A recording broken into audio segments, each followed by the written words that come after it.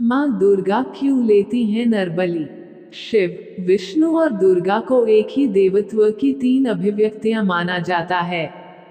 फिर भी उनके लिए किए गए अनुष्ठान बहुत अलग हैं। शिव को कच्चा दूध, विष्णु को घी और देवी को रक्त अर्पण किया जाता है। क्यों? बता रहे हैं। देवदत्त पट्टनायक रक्त का बलिदान देवी की पूजा का एक मूल हिस्सा है। आजकल लोग इसका पहले की तरह समर्थन नहीं करते, लेकिन सदियों से देवी के मंदिरों में ऐसी बलि चढ़ती आई है। खास तौर पर दशहरा के समय, जब वह महिषासुर से लड़ती हैं। दुर्गा की कथा हमें 6ठी शताब्दी में लिखे गए देवी महात्म्य में मिलती है, जो मार्कंडेय पुराण का भाग है। बौद्ध मठवास की लोकप्रियता और वैदिक ब्राह्मणवाद के पुरुषों के प्रति पक्षपात के होते हुए भी देवी और उनका रक्त के प्रति लगाव उतना ही लोकप्रिय बना रहा। देवी महात्म्य में वे एक योद्धा हैं, जो महिषा, शुंभ निशुंभ, चंड-मुंड, मधु कैटभ और रक्तबीज जैसे असुरों का संहार करती हैं। लोक और शास्त्रीय गीतों में उन्हें रक्तप्रिया कहा गया है। इन गीतों के अनुसार वे उन असुरों के सिर और अंतड़ी से बनी माला अपने गले में पहनना पसंद करती हैं। फिर भी दुर्गा के पंडाल में देवी का सौम्य रूप होता है। सजिला, मोहक चेहरा, उदारता से मुस्कुराता हुआ। उनके भक्त उन्हें देवी माँ मानते हैं। लेकिन देवी के बगल में जो रक्त है उसकी ओर कोई ध्यान नहीं देता। एक बेधड़ भैंस की मूर्ति उनके पैरों तले होती है। दुर्गा के होंठ, उनकी आंखें और उनके आभूषण हमारा ध्यान वहां की हिंसा से अपनी ओर खींच लेते हैं।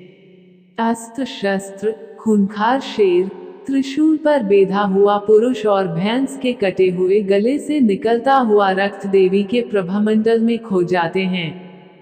भारत के कई भागों में भैंस की बलि चढ़ाई जाती है। उसे नीम के पत्तों की माला पहनाई जाती है और उस पर हल्दी और कुमकुम लगाया जाता है। सारा गांव इस समारोह में भाग लेता है। ढोल बजते हैं, महिलाएं उल्लास में रहती हैं, पुरुष नाचते हैं।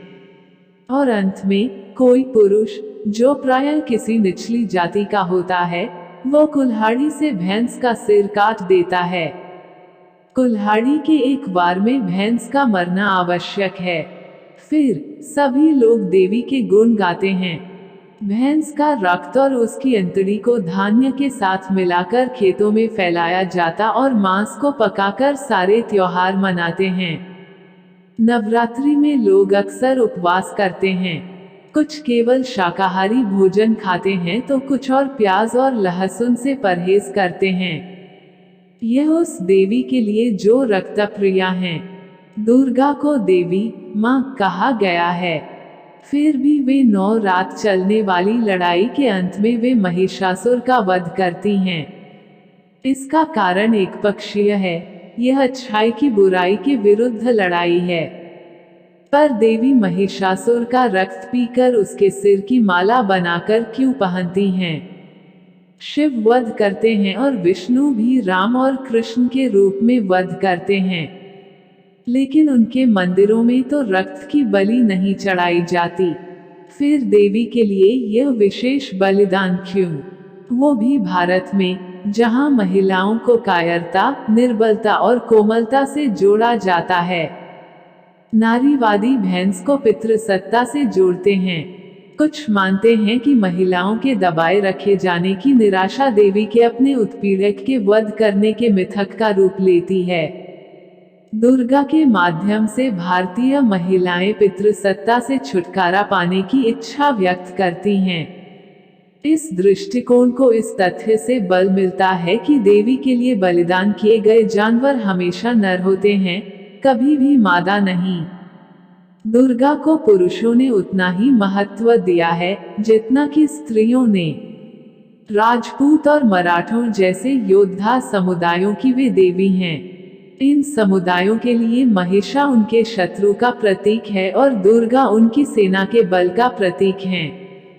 इसलिए दुर्गा की छवि किलों के द्वार पर रखी जाती है।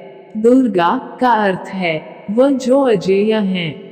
दुर्गा अपराजित हैं और इसलिए वे कुंवारी हैं।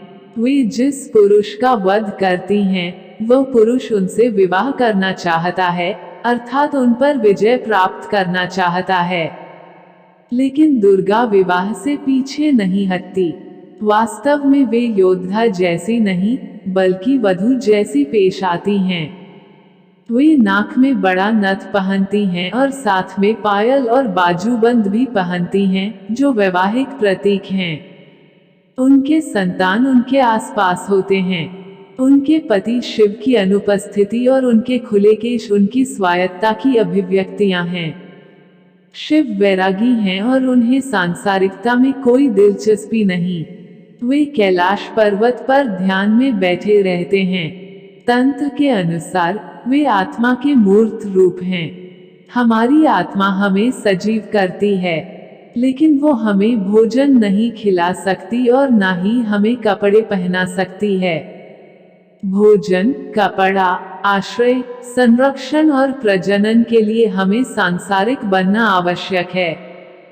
कभी कभार रचनात्मक बनना पड़ता है, तो कभी विनाशक। संतान को जन्म देने के लिए संभोग आवश्यक है। गाय से दूध प्राप्त करने के लिए उसका सांड के साथ संभोग आवश्यक है। भोजन के लिए हमें खरपतवार उखाड़कर उनकी जगह बीज बोने लगते हैं।